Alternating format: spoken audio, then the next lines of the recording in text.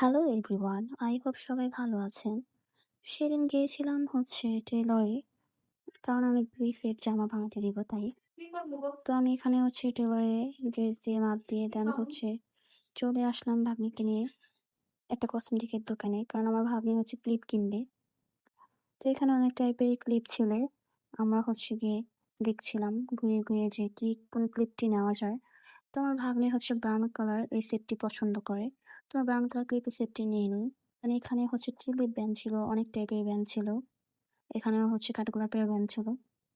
তারপর আমরা দেখে প্রাইস আমাদের হয়নি, তাই আমরা নেইনি। দেন চলে যাই একটু খাওয়া দাওয়া করতে, কারণ আমরা তিনজনের অনেক বেশি ক্ষুধা পেয়েছিল। তারপর আমরা একটা রিক্সা নিয়ে যাচ্ছিলাম।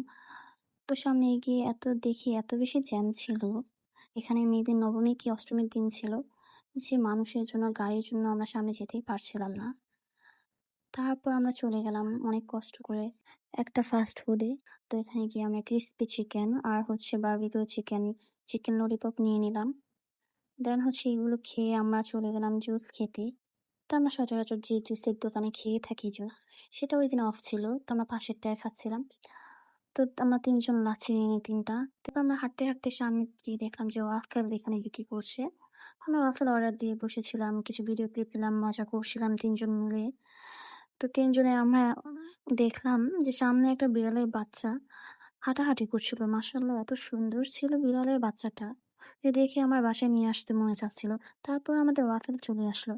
তো এই ওয়াফেলটা ছিল নিউট্রেলা ব্লাস্ট। তো ওয়াফেলটা খুবই মজা ছিল। এখানে আমার ভাগ্নে কেউ বলছিল যে ওয়াফেলটা আসলেই অনেক মজার ছিল। তো আজ এই পর্যন্তই। সবাই আমার নেক্সট ব্লগের জন্য অপেক্ষা করবেন। Thanks for watching. বাই।